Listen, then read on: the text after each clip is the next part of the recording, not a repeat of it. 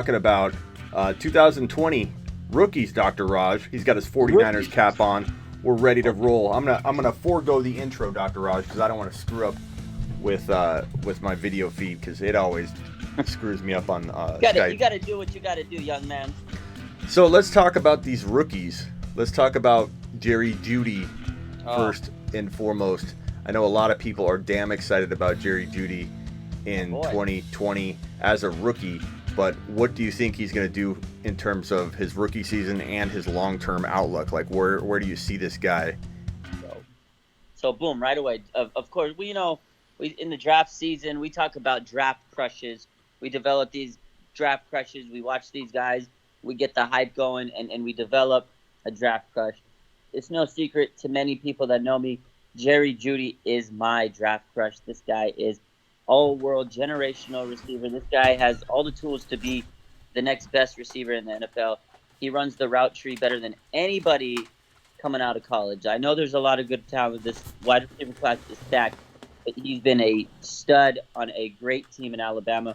Played top competition. That's the key right here. He's played against elite competition week in, week out. He plays against the SEC. They are the best of the best, the cream of the crop. They're going to produce players that are going to the next level. So he's playing against guys he's going to see at the next level. And like I said, he runs such a good route tree. He creates separation. He doesn't have blow-away speed, but he's under 4.5 40. That's pretty good speed. He's a twitchy athlete. He can run laterally. Great after the catch. I definitely think he can be a top 10 receiver in the league very soon, in 2 years at least. Just, again, it depends on situation, what team's going to get him, because any player needs to be in the right system, the right players, the right coaches around him, of course.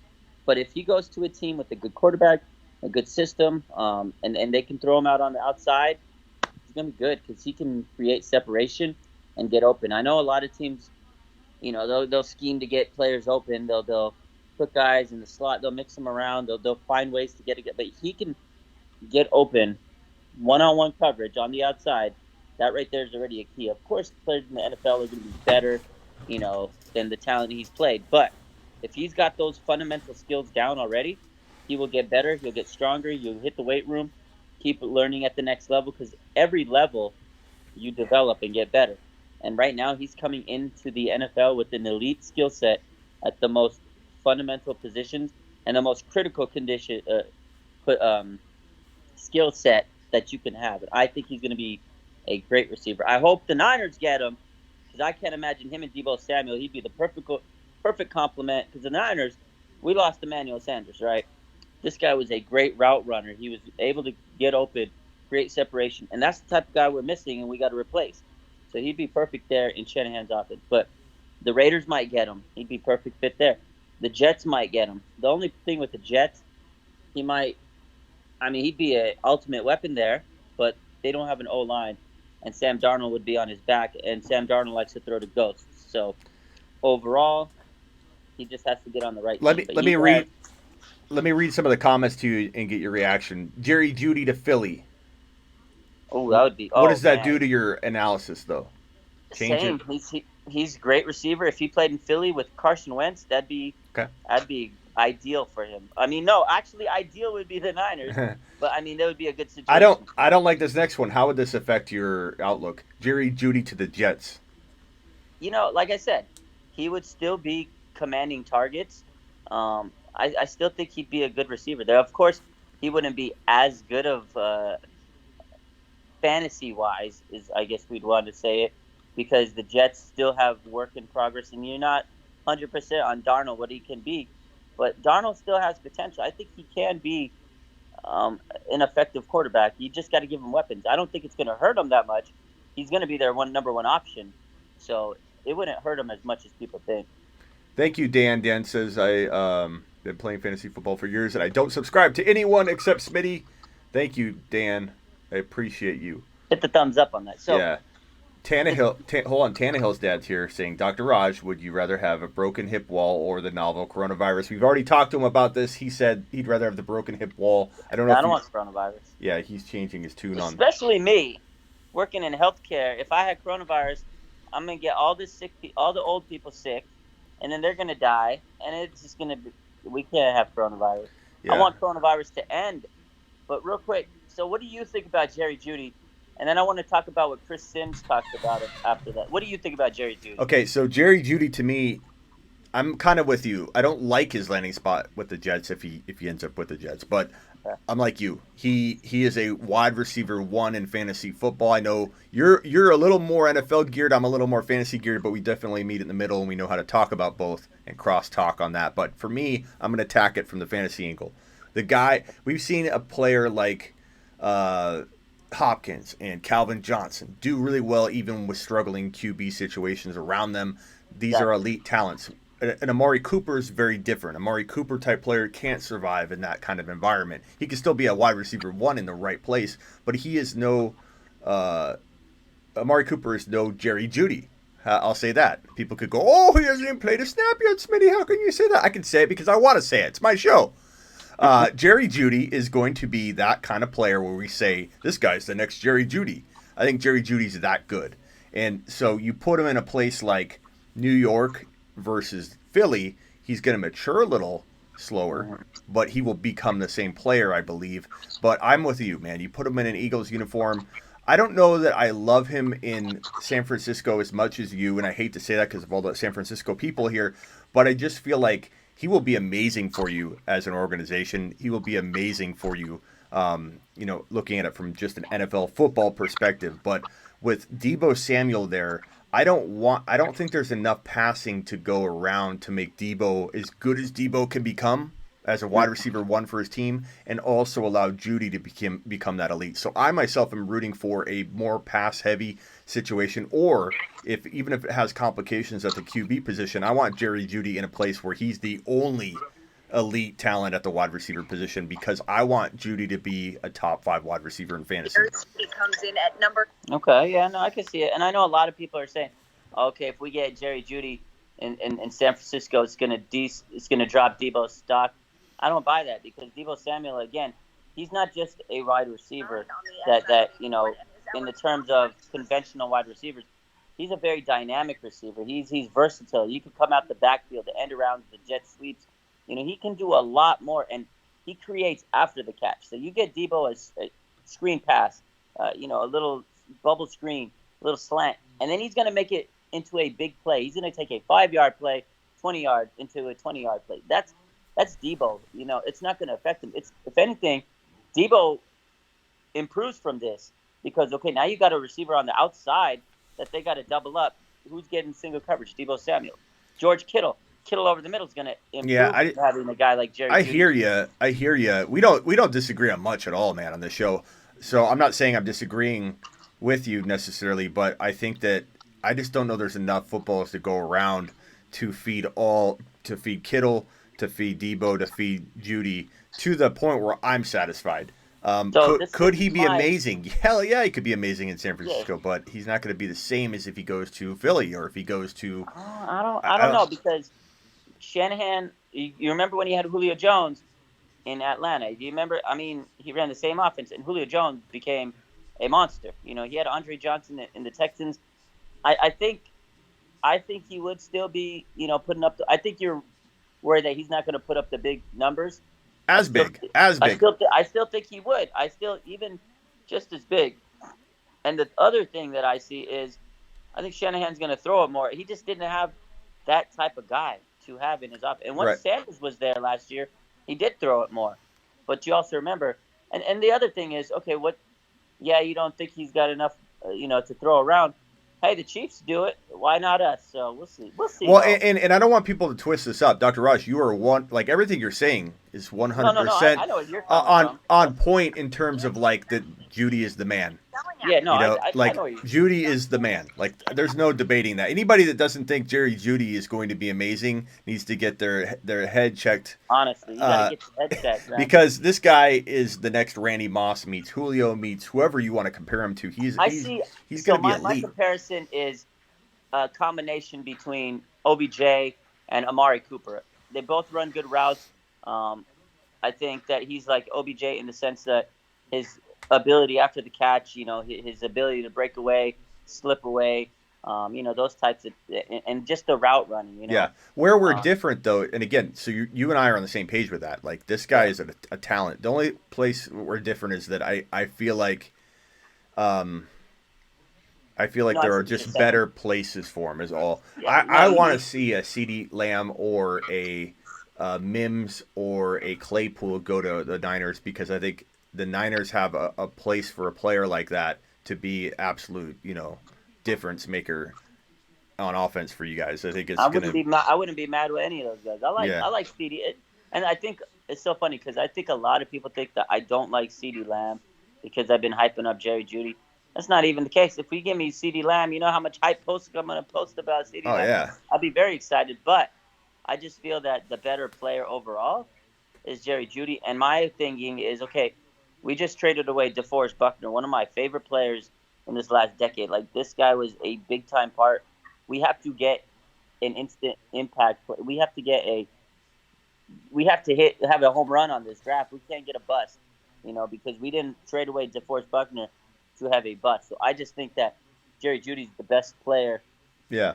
and, And, and the best capable talent. and That's just And my again, I opinion. want no one twisting up what I'm saying. If Jerry Jeudy goes to the 49ers, I'll be happy for the 49ers. I think he's going to do well wherever he goes. I just think that he would progress a little faster in a different environment. That's my take, but I still love him. He's an elite talent, and again, anybody that doesn't see that needs to go back to the film and look at it because this guy's going to be Yeah, elite, man. man. Jerry So Jeudy good. is insane. His route running is uncanny. And so speaking of, if you don't think that he's good, let's talk about Chris Sims. We all know Chris Sims Yeah, on his Unbuttoned podcast. So I like Chris Sims, but he's sometimes controversial. And I know he's a friend of Shanahan, so people are saying, oh, he must be dropping inside news behind the scenes, and people don't realize it. So he listed his top 5 wide receivers coming out, right? And he always does this. So number 1 was CeeDee Lamb. hmm Number 2 is Justin Jefferson. I Number think three, I like that in a way. I think people are missing the boat on him, man. He has, if in the right spot, the ability to be the number one wide receiver in oh this yeah, draft no, I class in the like right. Jefferson. Yeah, I like Jefferson. I like that analysis. It's good. I like him, but I wouldn't say it's hard for me to put him at 2. But I do like Jefferson. Yeah, well, in the right I do spot. like In the right spot. Like, let's say he gets him. drafted to the Eagles and these other receivers fall into kind of muddy, situations. Then, dude, it's gonna be like Jefferson's number two. Yeah, You know. 100%. Yeah. 100%. He's boomer bust to And me. who's number And three? then number 3 is Henry Ruggs. When I have Henry Ruggs at 3, Henry Ruggs is to me like Tyreek Hill, or John Ross. He's either going to be great or he's either going to be a bust. There's no in between. Fast receivers are good or they're bust because fast receivers they lose their speed, and when they don't have the speed to blow by someone, they're not as Yeah. effective. And the only other part of the only bad thing about fast receivers like that is they pull their hamstrings a lot. So it's a risky pick, but Yeah, it's he's a hard to great think. play. Man, Henry Ruggs is so fast, so dynamic. I would love to have him on my team. Yeah, it's hard to know is he going to be. Who's the receiver we're comparing him to? Ross, John Yeah, Ross. Will he be John yeah, Ross or will he be elite? He definitely has a mix of both. You don't know. yeah. No one knows. No one knows yet. Yeah, like I said, he could be Tyreek Hill or John Ross. Give me Um, CeeDee Lamb at 2, but who's his number 4? so number 4, just as there it gets dicey, KJ Hamler from Penn State. Hamler's good, but top 4? You think he's I top mean, 4? look where McLaurin came from, Chark. These guys weren't ranked high, so anything's possible. Yeah, that's true. That is. I mean, and Chris Sims, he watches the game, he scouts the game. I mean, I can't argue with him. He probably sees something that we don't see. I think KJ Hamler could be a good wide receiver. Sorry, this is a deep class. So there's players right now that are not being looked at and valued as high as they can because they don't have the name or they didn't go to the school. But that's the thing. That's how deep this class is. KJ Hamler is number 4, and then his number 5 is T. Higgins from Clemson. I like T. Higgins. Very physical. He's a good receiver, good deep threat. He doesn't have the speed. He doesn't run the routes enough to me that to make it to the next level and be elite. Um, I like T. Higgins. I have him Tony in my top. Tony dropping a $10 super chat here. Thank you, Tony. You're the man. I hope you come back more, Tony. We miss you. He says, I think Henry Ruggs will be at least as good as Tyreek Hill. Same top end, similar acceleration, better the hands. fast. Do you concur? Tony, like I was just saying, I think that he's got equal parts could he be John Ross, or equal parts could he be Tyreek Hill? So no way I'm going to disagree with you, but no way I'm either going to bet on it either. It feels like very 50-50 to make that call. Yeah. I wish we had more like pro days and things to look at, man. It makes it really, really tough. But Tough right now. We're limited. We have the film that we've seen, yeah, highlights, the combine right now. That's it. you know, imagine if we didn't have Tom Brady's 40-yard dash to look at heading into his rookie year. No one would have knew he was coming. So No, but no pro. to answer the guy's question as far as Tyreek Hill, like we kind of touched on, he could either be John Ross or Tyreek Hill, but I definitely do see the Tyreek Hill in him. I mean, he's got the 4.27 speed. He's dynamic. He's a playmaker. He played in Alabama, and I think that's what he has going for him. Just like Jerry Jeudy, he's played elite competition, and when you play those type of cornerbacks, DBs, that's really testing him and making him ready for the next level. And I think that's why Henry Ruggs will succeed, because he's played some really good competition in college. He just got to stay healthy and harness his abilities. And also, Henry Ruggs is going to be, just like we talked about, he has to land in the right situation. You know, he has to get in the team that's going to utilize him to the best of his abilities. Yeah. So Tony, to answer your question in full, very, very possible he becomes the next Tyreek Hill, and I think equally possible that he is so hard to evaluate that he becomes like a Ross, who looks so good coming out of college. You know, people loved Ross, but it's really, really tough to know. But I think if you can get Ruggs at like a range in your rookie draft or in a trade in a dynasty league where you've already drafted, if you can get him at a steal type, like take a shot on him, yeah, for sure. Would I draft him as a number 2 rookie or something? No. But, you know, landing spot can change everything. If he lands in the best spot for wide receivers, watch him go to number three overall in rookie only drafts. He can definitely be a a fantasy like star, you know what I mean? Because Tyreek Hill, he's that big, deep home run threat. And if he can stretch the field and be that guy, you're going to hit money and be good on a dynasty league for a couple of years. Trust your gut, Tony, because I'm on the fence, and I think I see both. So trust your gut on it. I'm kind of 50-50 right now. But it all depends on who drafts him. Yeah. Draft day comes, and we see who drafts him. I might say, oh, my God, you got to get Henry. You know what I mean? So we'll see. Yeah, I normally hate when people say, we gotta see where he goes. We can't rank him, but in this case, I feel you really do. I feel that way. I can't it's answer it. I honestly, I'd rather be honest with people and tell people I don't know than to just make up and take a stance and later on regret taking a stance. I don't want to mislead people. Yeah. So Henry Ruggs, I don't know. Tony, honestly, it's one of the one players. Like I see CeeDee Lamb and I see Jerry Jeudy. I think for sure talent. These guys have it. Ruggs, I feel like I'm just on the fence. Currently going number 10 in rookie dynasty drafts, then you have nothing to worry about investing in him. Yeah. And even I love that value. That's way worth a gamble, Tony, because he feels like he could be the Chark of this group. He could be the McLaurin of this group. McLaurin, man, came out of nowhere. So going back to this top 5 list, so real quick, I'll go over it again. CeeDee Lamb is number 1. Justin Jefferson's is number 2. Henry Ruggs is number 3. KJ Hamler's is number 4. And number 5 is T. Higgins. So again, he didn't put Jerry Jeudy in his top 5. And he goes on to say, that's crazy. He says that Shanahan, one of his closest friends, doesn't feel that he fits his scheme. He says, everybody thinks Jeudy is going first round, but I would say some of my close friends and the conversation that I have with them, I don't think he's as loved by the whole NFL as everybody thinks he is. And then he says, I just want to make this clear. There's a lot to like about Jeudy. I like Jeudy. I just want to make it clear that I would not risk a top 20 pick on a guy like Jeudy.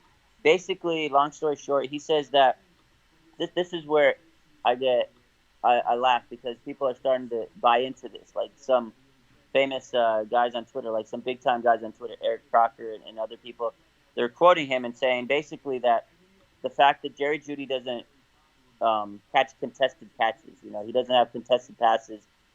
He shies away from the contact. But at the end of the day, he runs the route, and they said the same stuff to Odell Beckham. They literally said the same stuff about Odell Beckham. And it's funny because I remember hearing that, and I was like, wait, I remember them saying this about Odell Beckham. People are like, no, you're just making that up. So I went, and I found Odell Beckham's draft profile, and I'm quoting from his. I'm on it right now. So it says, bottom line, this is what they said about Odell Beckham Jr. And we all know Odell Beckham. He's become a great player in the NFL, right?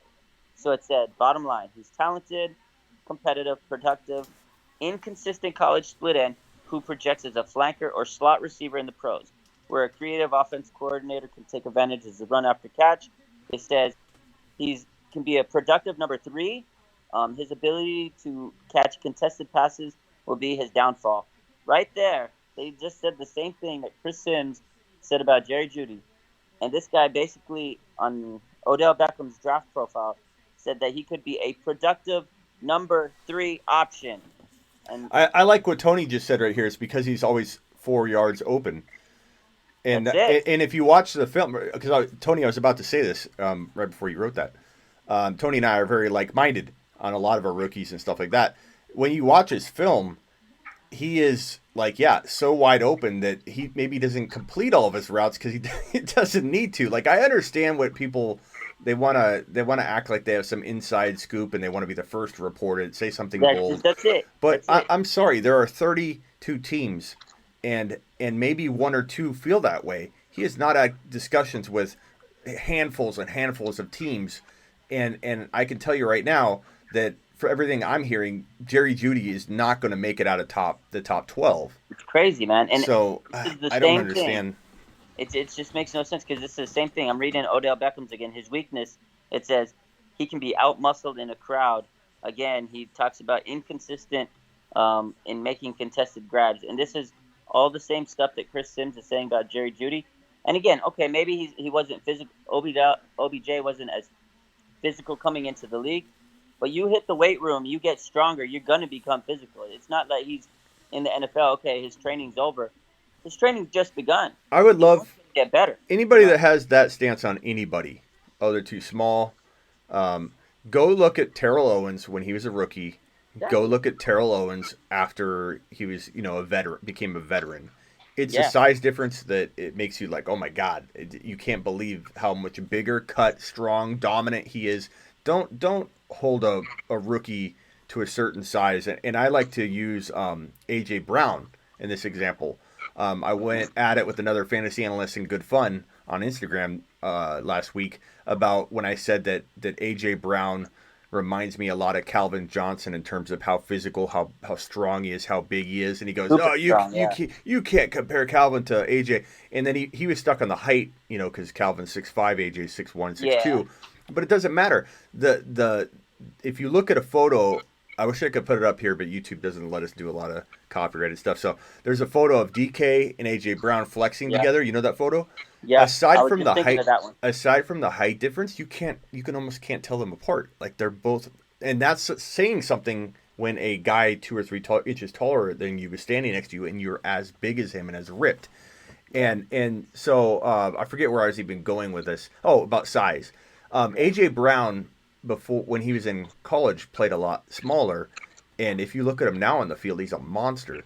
Yeah, so give these guys a chance to hit that weight room and get some professional guidance and coaching and development. Now, I don't know what's going to happen with these rookies with the quarantine. It's going to be really weird. I wonder if we look back on this and we see a lot of injuries in 2020 that we would have never seen had we not had, and we won't know until the end, until everything's played. There could be a ton of injuries from this layoff and people not being active, not being in shape, not being able to get the proper guidance and training, one-on-one coaching. Like, we might be looking at a massive injury-filled season in 2020 if we have a 2020.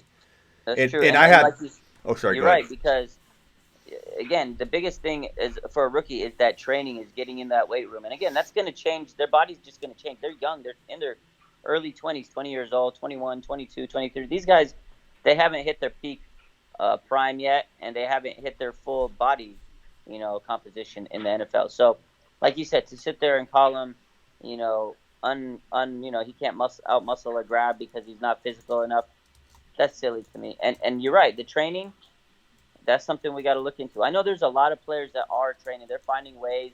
They're making home gyms. People are training out. Yeah, but are they getting the guidance they need in the push? Some of them are, because they're training with like the Footwork King, the guys they would train normally. Like they're trying. They're making groups. They're doing as much as they can. They are, or there's some of them that are doing like um, face calls with their trainer and stuff like that. I know they're doing that, but there's still people that are going to their trainer. They're keeping their 6 feet of separation and they're doing what they got to do. But a lot of people, I think what they're doing is, okay, their trainer will say, I need you to do these. This is your set. This is your exercise period. This is your training for today, and do it. And then they'll go live with them and say, okay, we're Skyping or whatever, Facebook Live, but I don't care, whatever you want, Instagram Live. Okay, like Quan did this. A couple players on the Niners did this, actually. George Kittle did this the other day. He was on live with his trainer, and they were doing their training together. And I think a lot of players are starting to use social media and the technology to help them train. So this is the new wave. Yeah, but you know what? I had Matthew Berry on my show earlier in the week, awesome. And yeah, it was cool. It was cool talking to him about. And if you guys missed that, go watch it. I have Matthew Berry I'm cutting it up into different segments, so I have, I think, 3 of the segments up already. But when I was talking to Matthew Berry on my show, he said, I asked him, I was doing a face-off game with him, like, who do you like better, this guy or this guy? And then in there, I threw in a scenario or two. And one of the scenarios was, will we have a season? Will we have a partial season? Will we have no season? And give me a confidence level between 1 and 10, or 0 and 10. I believe his confidence level was number 5. I think I'll have to look back. But he said partial. And he's very connected. Now, this came right before, a couple days ago. So before the president came out, had talked to the NFL, the NBA, all these commissioners, and said, he wants everybody to potentially, he wants the NFL to start on time, which is great that the president said that. Then again, I know there's an argument, if we rush it, we could infect people and things won't get better in the world. So I know there's 2 arguments to that. But what do you think about Matthew Berry having that opinion a couple days ago? And do you think that partial season feels right and more likely in your opinion? Yeah, so I've been talking about this a lot. People I know at work, with people when I was on live and stuff, because people are asking me, they say, they basically said the same thing. What do you think? Are we going to have a season? Is it going to be postponed? Because I know the NFL, they keep posting. They're going to keep doing as they need to do. They're on track. They're having the draft. But to me, this is the way I look at it. Okay, so let's just flash forward to 5 months from now. Okay, you hop in your DeLorean and you go to the future. And you go time travel, and you're 5 months from now.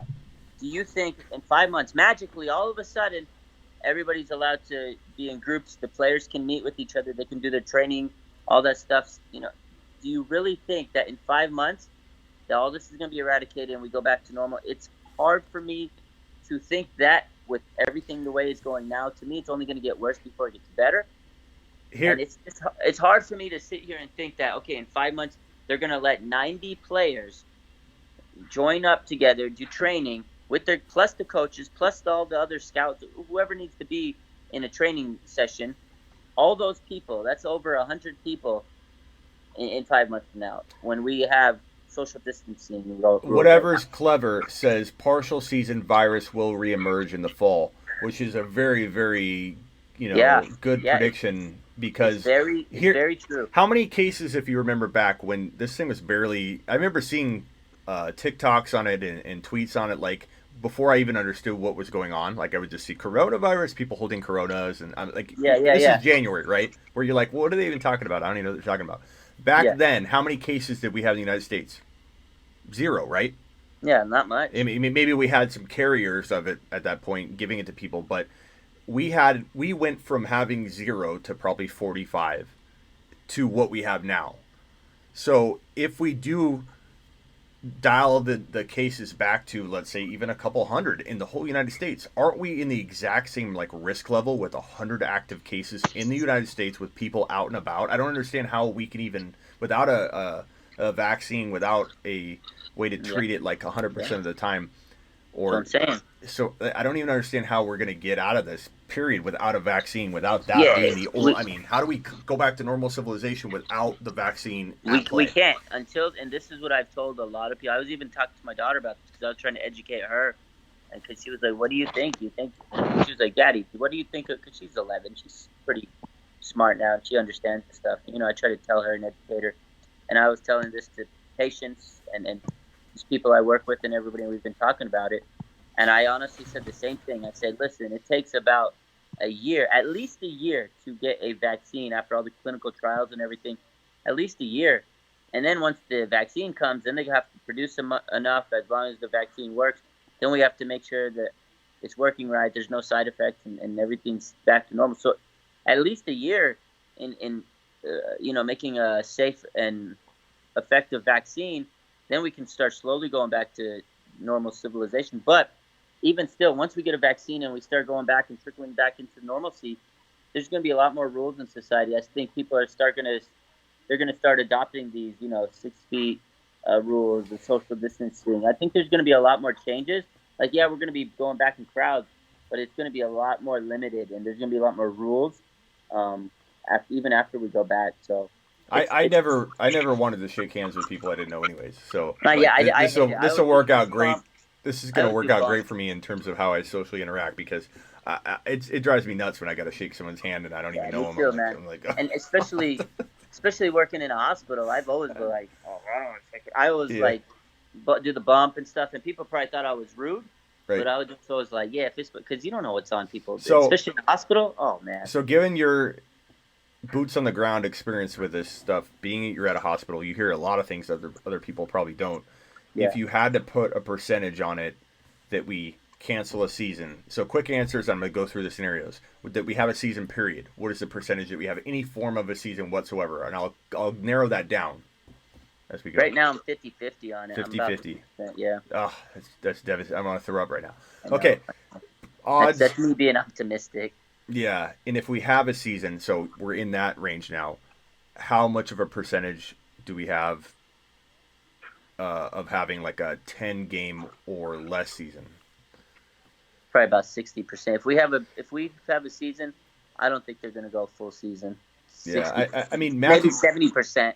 You have to think Matthew Berry's pretty dialed into a lot of people's, insider information. So when he said that, I was like, I didn't pause too much on my show to talk about it when he said that. I was going to, but we were already running so deep into the interview. I was like, I don't want to detour. But when he said that, I almost stopped immediately my game that I was playing with him and go, wait a minute. Confidence level 5 that we have a partial season. He's not even super confident we're gonna have like a partial season. That made me feel like, oh my god. I'm on the same boat as him. I feel it, man. I'm a little worried, man.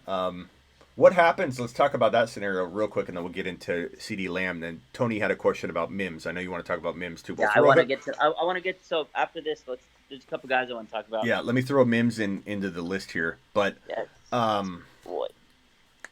I guess I want to say if we don't have a 2020 season, we're still gonna have the draft, right? No matter what, that's happening. We're still gonna have the draft, and then we can just crown the Niners the Super Bowl champions. Yeah. What happens with these rookies in the next draft? Like, this is gonna be so weird to have two sets of rookies essentially, and we're gonna be calling them what, sophomores, or are people going to literally say these are two rookie classes? Technically, definition as a rookie is you haven't played it down. It's like, I don't know if you watched the NBA, but there was that guy that Ben Simmons 2 years back when he was rookie of the year. He actually technically wasn't a rookie, but he didn't play his rookie season because of injury. So then his second season he was a rookie, so they gave him rookie of the year. So really, we're going to have a bunch of players that never played a season, but they're still technically going to be rookies. Yeah. So are we going to, as a football community, refer to one rookie class, or will we say rookie class 2020, rookie class 2021? I imagine we'll do that. I think it's going to be rookie class 2020, That's going to be crazy. No one can even think about these things yet, but imagine if we're like, okay, this 2020 rookie class and this 2021 rookie class are going to be so good in 2022. It's weird, but I didn't even think of that. But now you talking about it, I'm like, actually, that's something we got to consider. You're right. Yeah, and you're gonna have to divide that up every time you talk about it. It's gonna be so weird. That's crazy, man. Now they will be rookies in their terms of their contract too, right? Or do they get paid? Everybody gets paid this. Like, here's another question: are the NFL players getting paid right now? Yeah, they're getting paid. They got contracts. They got to pay these guys. So if they go through a whole offseason and they don't have a 2020 season, are they accruing a season? Are they 1 year into their contract? Like, how is all this going to work from a contractual standpoint? That's a good question. You probably have to ask the money expert. But from my understanding, they're still going to get paid their guaranteed money. Like, yeah, I know they're not playing, but this is to me, it sounds like they still got to get their guaranteed money. Um, that's what it sounds like to That's me. weird. Then, if you sign Jerry Jeudy right now to a 4-year deal or whatever a rookie deal is going to be for him, um, and then you sit out 2020, is he 3 years left on his contract? I would assume, yeah, if he's getting paid, then they got to honor the contract. If he's missed, if it's one season, then he's only going to have 3 seasons left. That's the way I would look at it. And how much does that affect who you draft? If you think, okay, this position takes 4 years to develop, 3 years to develop, That's 2 years tough to because develop. you're right. Because if they don't play this season, you haven't even seen how these guys play, but you still got to go about your roster saying, okay, we have Jeudy. 3 years. It's tough, man, because none of them are going to develop. Like, what if you draft a quarterback and then you don't, like the Bengals, Joe Burrow, you don't know if Burrow's going to be what you need, so you don't know if you got to make a trade, take another quarterback. You have no clue if they don't play. This is going to be changed. This changes the world. This changes everything. I mean, it changes historical data for the NFL. It changes how they're going to determine playoff games. If we have 10 games and we have to determine playoff seeding and playoffs, and do we even have the same number of teams in the playoffs? Maybe not anymore. Crazy, man. Yeah, it's I don't know. This is definitely, it's going to be something that everybody tells their kids about, and similar to how a lot of the youngins out there have no clue what 9/11 really was. We do. Yeah. We're old enough, but there are a lot of people like on Instagram. Some YouTube. My YouTube audience is a little older than my Instagram audience. TikTok audience, they don't even know it. They think you're talking about a car when you're like 9/11. But it's going to be weird to tell this story back, and we're in the middle of it. We don't even know how it's going to end. Maybe I have no clue. Maybe I kind of have a similar to my Tony, similar to my Ruggs prediction. I'm feeling 50-50 that this is going to work out in speedy fashion, and we're going to be fine, and it's going to just kind of go away. And then the other part of me is like, man, I don't know. I think a lot of schools are already saying nothing until July or August, no matter what. Like, you're not, colleges, you're not returning to a campus until July 1 or maybe August 1 at the very, very earliest. They've already ruled out June and May. And I feel so bad for the people that don't have those essential jobs, and I feel for them. And that's, again, why I know it's not much, but the best I can do is create more content than I ever have to keep people occupied and interested. And so I've been going live like crazy, man, to try and give people something to do. I've been, I go live every once in a while, and fans appreciate it. They say, give us some. They said it gives them some sense of normalcy. It's something to look forward to, because a lot of these folks that don't, everybody's bored in the house, and they're in the house bored. I'm out there doing my normal life, just doing what I normally would, but not everybody. I mean, I guess I'm blessed that I'm still working at it. Even though I'm in a hospital, it's a high risk place. I'm blessed that I still have a job, because everybody else, people are getting laid off, businesses are losing money, and people are at home, they're bored, and I'm living my life like normal pretty much, other than when I'm not at work, I got to stay in. But I mean, for the most part, my routine hasn't changed. MT, thank you for the super chat. I'm not going to read that question. I don't want to offend Dr. Raj or no, Steve. Read it. No, I don't get offended. Thank you for the super chat, MT. He says, unfortunately for Dr. Raj, it doesn't change the last 7 minutes of the Super Bowl. Too soon? Yeah, you're right. Honestly, and I said, hey. I know. No hate. Right now, if it stands the way it goes and we never have football ever again, I'm going to go to bed. I'm going to go to my grave sad, knowing that the 49ers lost the last Super Bowl in NFL history. Can you imagine how angry I am with that? That is a great Dr. point. Raj's last words, 49er! I'm still upset because we may have lost literally the last Super Bowl of all time. Can you imagine? I have faith society will rebound. I don't know if there'll be some kind of huge collapse the thing that Mark Cuban said that is so true, and Mark Cuban's a smart guy when it comes to technology. Cuban, yeah, Cuban knows his stuff, and this is the honest truth, and it's hard to hear for people, because I'm not, and I hate saying this because I'm not in the position a lot of people are in, so I totally have sympathy and empathy, and I feel bad, but when things like this happen, some of the best businesses and ideas and innovations emerge because people are in a creative type of mode. They're in a creative. So They're saying, how can I help these people? Yeah. What can I do to help this crowd or these So people that need that? You're right. we're gonna 100%. rebound from this as a society, and Mark Cuban said we're gonna have like we're look back in 5 years, not 10 years, 25 years, and say we have these 20 inventions and innovations that came out of this that we would never would have had we not gone through this as a society and everything. So keep the faith, guys. It's going to be okay. We'll have an No, NFL. I yeah, you're can't. absolutely right. This is a time of uncertainty. Like this is a new. We've never seen anything like this. But I think the world, everything will rally around each other, and they're gonna figure it out, and we're gonna beat it. It's just gonna take some time. Um, Back to football, if you don't mind. Yeah, CD back to Lamb, normal. real quick. We've already touched a little bit on him. I'm going to Yeah, go through this list here, then we'll get to Mims at the end. Tony, yeah, hopefully you're still here. If not, rewatch it. But actually, let's get to Mims first. Tony deserves it. yeah. Mims. I like Denzel Mims, man. This guy's a great all-around talent.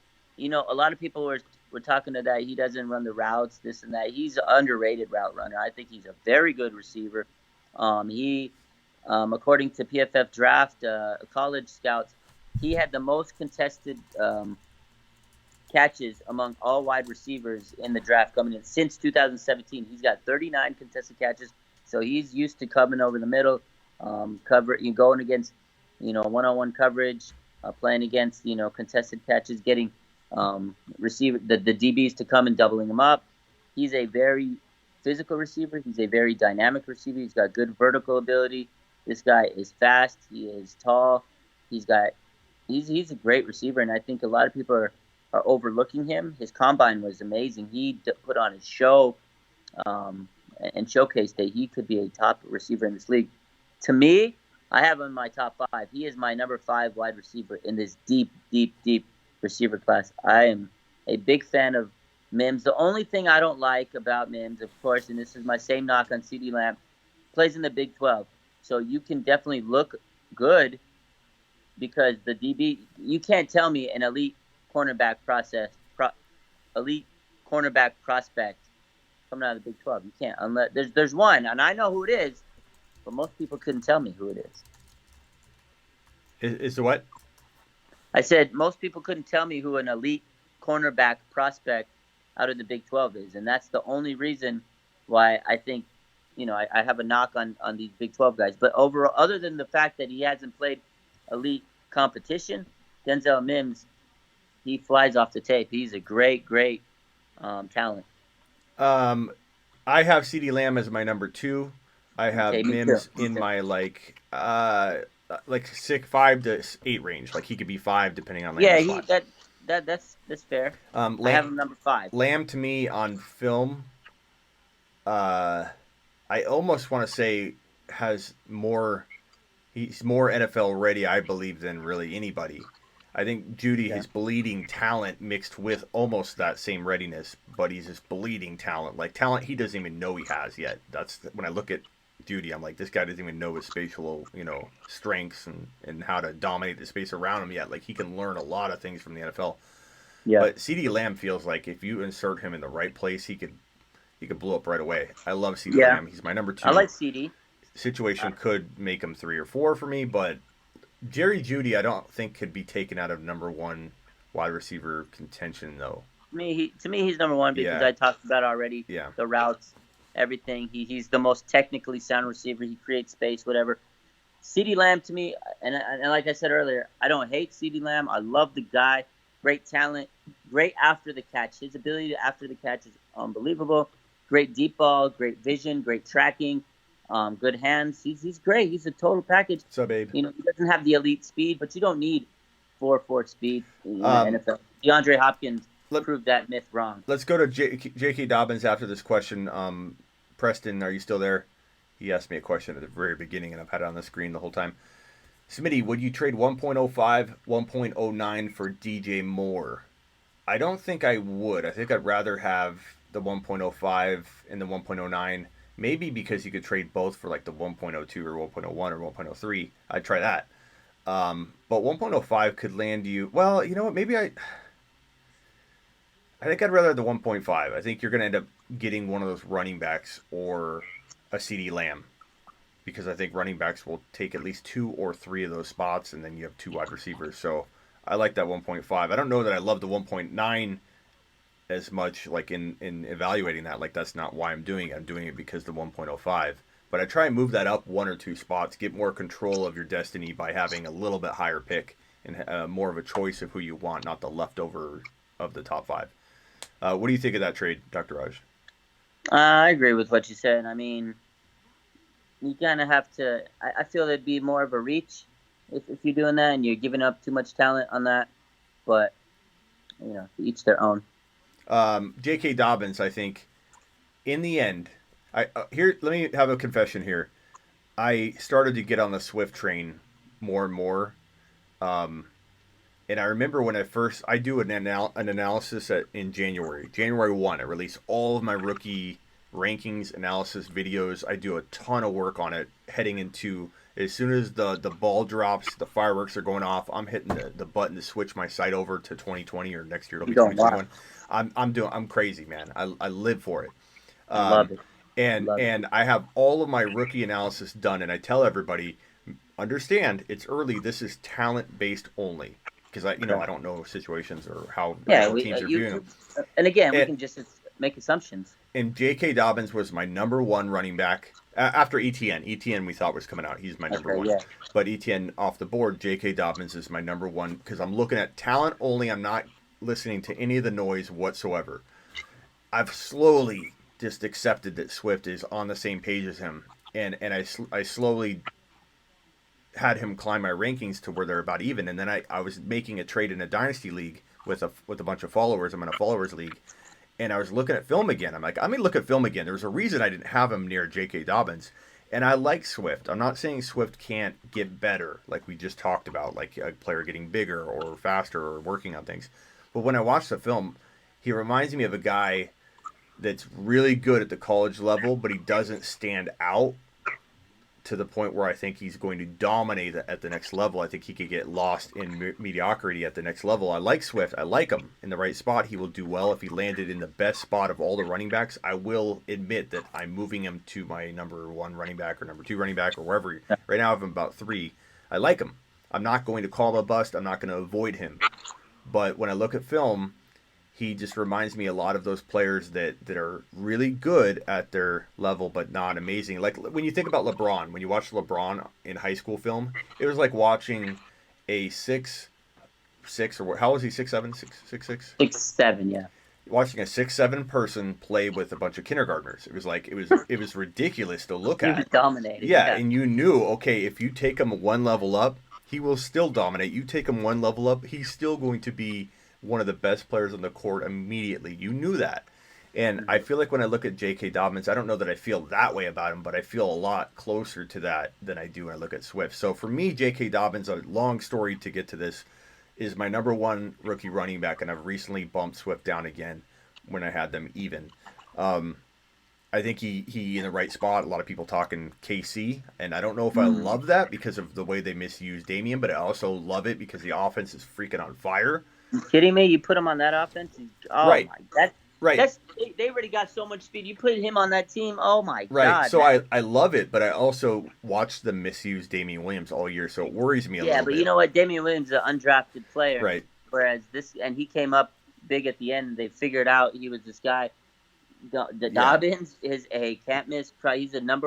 He's a first-round talent. Yeah. You put him on that offense, oh man. So I'm hoping he lands there. But like, what if Swift lands in KC and then JK lands in a cloudy situation? Then I have to like look at the situation more than the talent. But I'm just telling everybody right now, talent based, JK is my number 1 running back. Yeah, based off of talent, Dobbins is the best to me. He's the best running back. You can argue it. People say he's small. He's the same size as Swift. Like, don't look at those numbers from pre-combine. I just look at his body of work, his tape, and just the way he runs. This man is absolutely out of control. I think he'd be a great running back in the league. Yeah. But it also, like you said, it's very dependent on situation. And running back is a position that has to go to the right team, and it has to be utilized right. We saw last year with Henderson, your boy, Hendy. Your boy did not get used right. No, and look at him. He was just a waste. So if And you I go to and the I wrong hate how team, wrong I look when I feel like I'm right. I hate it. you are It right, makes but me they just angry. didn't use them. And I hate how wrong I could still look if that dumb coaching staff decides to muck this up again. No, they're not. That's why they got rid of Gurley, because they know they have Hendy. They were listening to your show, Smitty. They were on fantasy football show, and he was dude had a revelation, and he sat there and he goes, "Well, he's right. He's right. Everything he's saying is right. Why do I keep Yeah. giving the ball to Gurley? We're gonna yo Atlanta. Yeah, we're gonna give you Todd Gurley because we don't need him.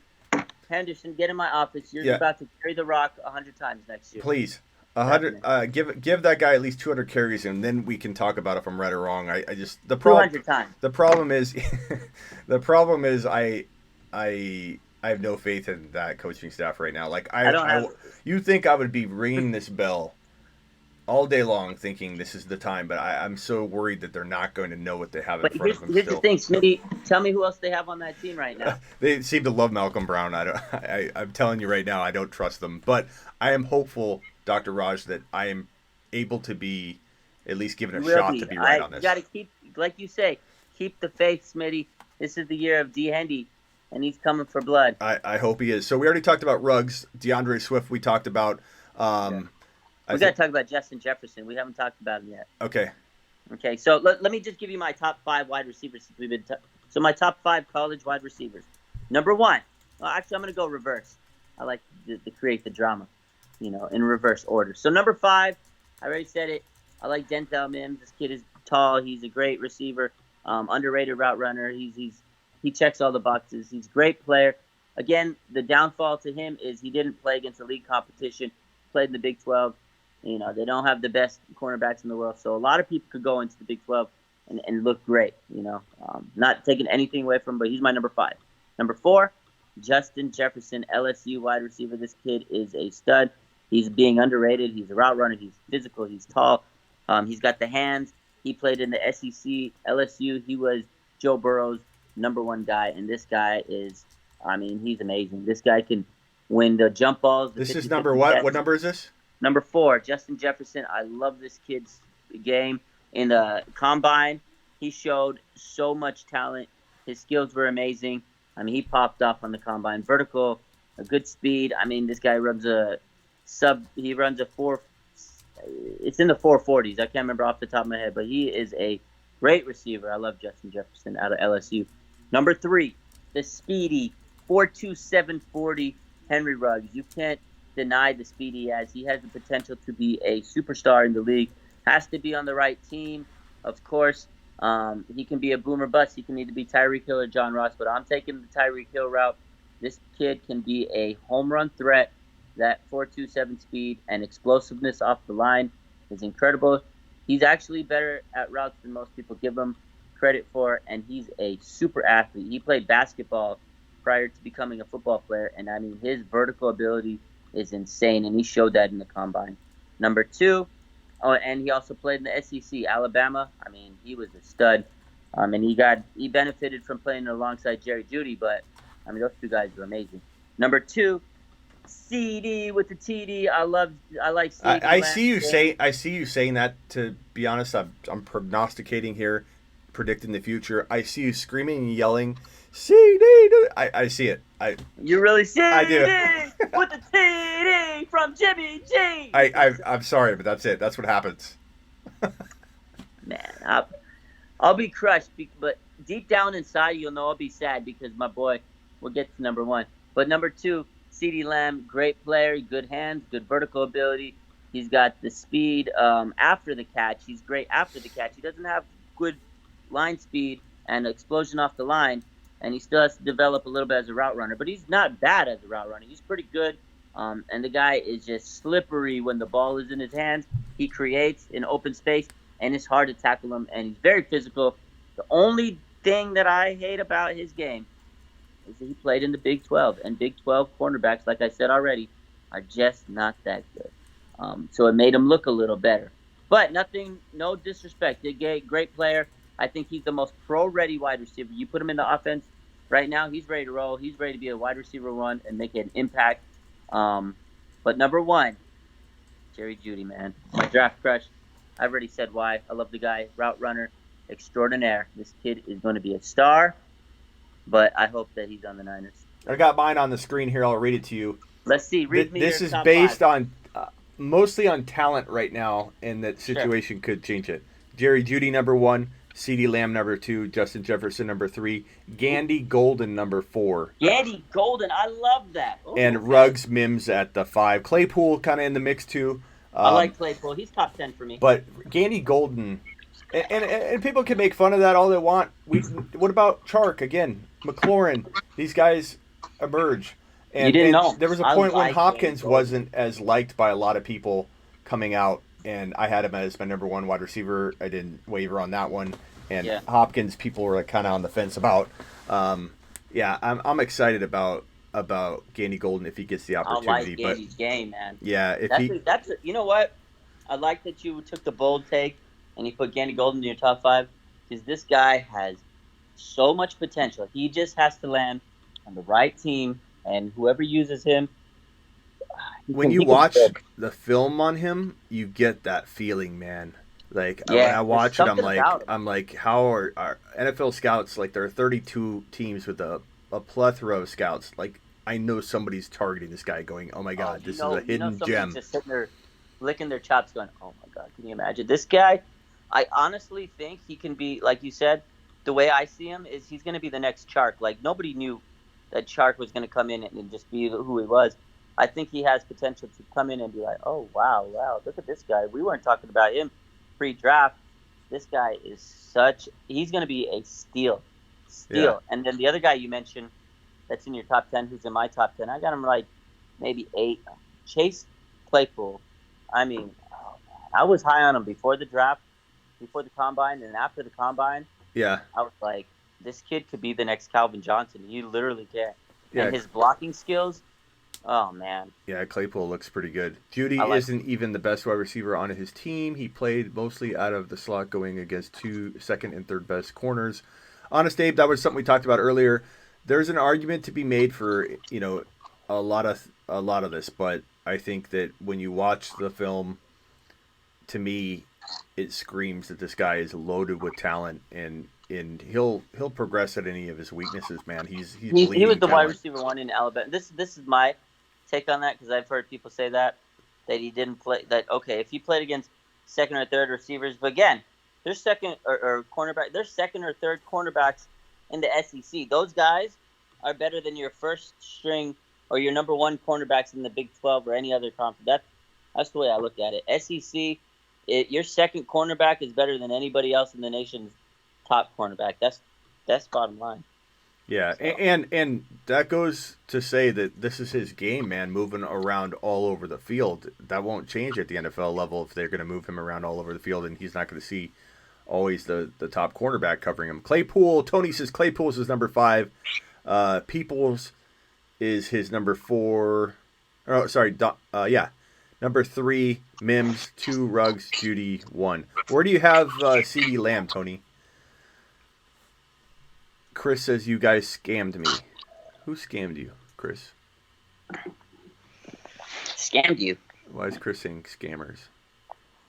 What are you saying, Chris? Who scammed who?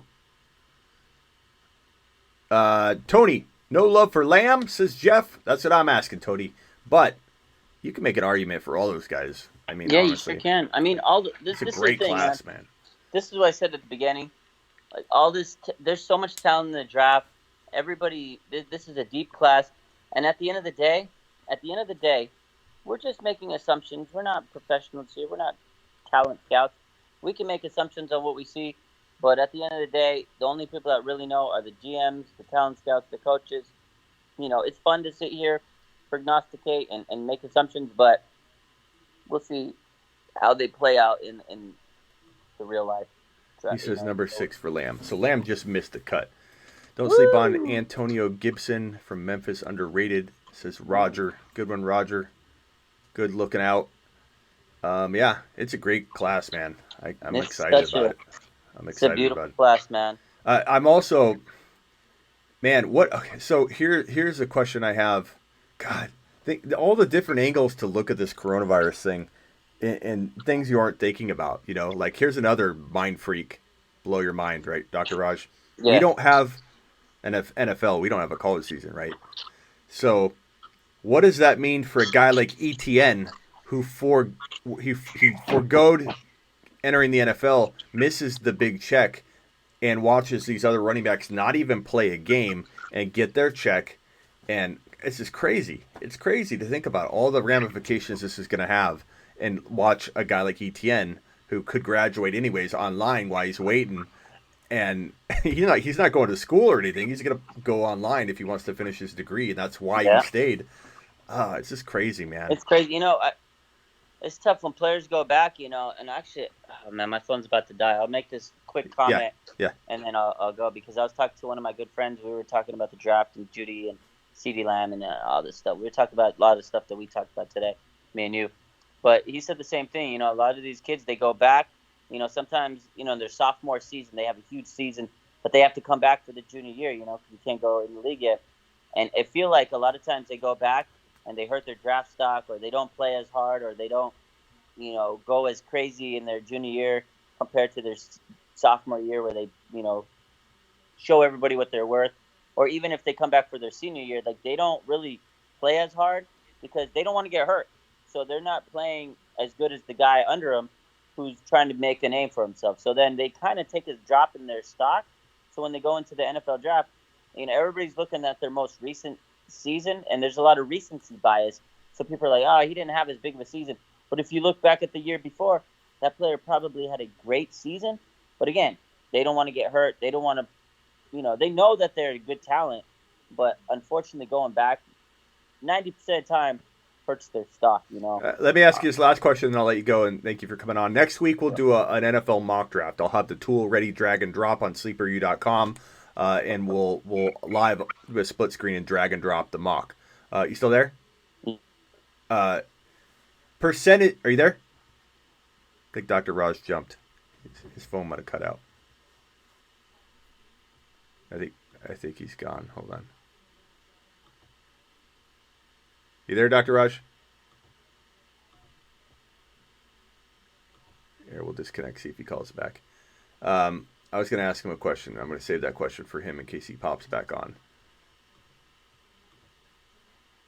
Appreciate all of you guys being here. We got a pretty lively live. We've been at like between 40 and 60 people constantly in the room. Hit the thumbs up on your way in, and hit your thumbs up on the way out, and hit the thumbs up if you're currently watching. We got 40 of you in here and only 20 thumbs up. It helps the show. It helps YouTube know to send this to more people, and me getting more traffic and views isn't just something I'm desiring to do for the health or for the fun of it. It's because I can make this thing a bigger monster for all of you and provide more and more and more and more content for you every single night. I want to be live every night, like 4 hours a night for you guys, sitting here live, and that's what that kind of stuff does for me. And look at Double A dropping the Super Tony, MT, Double A, all you guys dropping some donos tonight. I really appreciate it.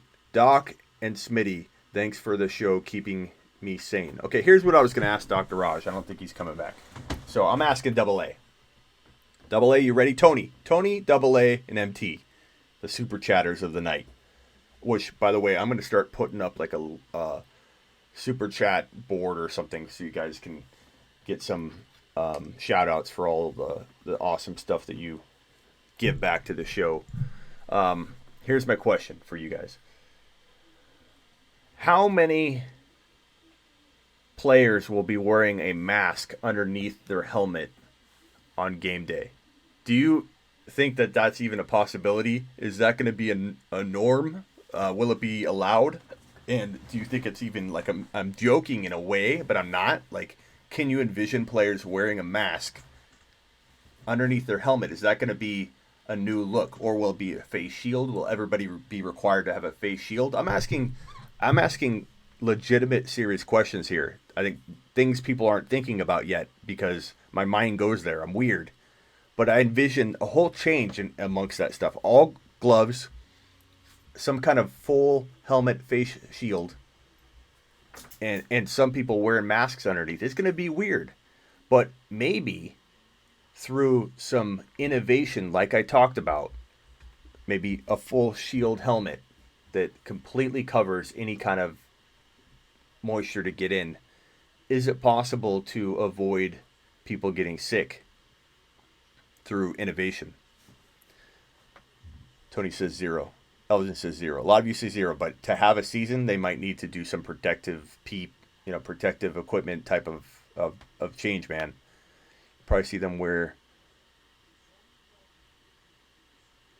a binky mouthpiece. You never know.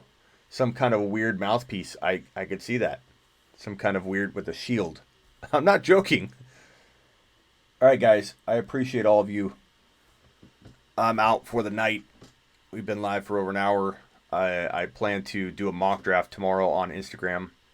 I plan to probably do some kind of mock or live tomorrow during the day on YouTube. So be ready. Have your notifications turned on. Hit the thumbs up on your way out, please. And get ready to maybe do a mock or do something tomorrow on YouTube. Get ready for it. I'll see you all in the afternoon tomorrow. Appreciate all of you. Always wear your protection, says Jeff. Extra mask is needed. If an extra mask is needed, they won't be playing. I don't know. I think you might have a point in some ways, but at the same time, even when we're out of the woods, we're not going to be fully out of the woods, man. We're not going to be shaking hands at work. As a society, people are not going to be shaking hands at the grocery store when they see a friend that they haven't seen in a while. Even when this is over, people are going to be afraid, and it's going to change the way we interact. I don't know what time, but just look for me. I'll be on YouTube. I'll be on IG kind of throughout the night. Make sure you subscribe and hit notifications so you know when I go live. We appreciate your work and need the outlet for Fantasy Talk. Thank you, Tony. I've got a lot of stuff planned and more interviews coming, so get ready, Tony.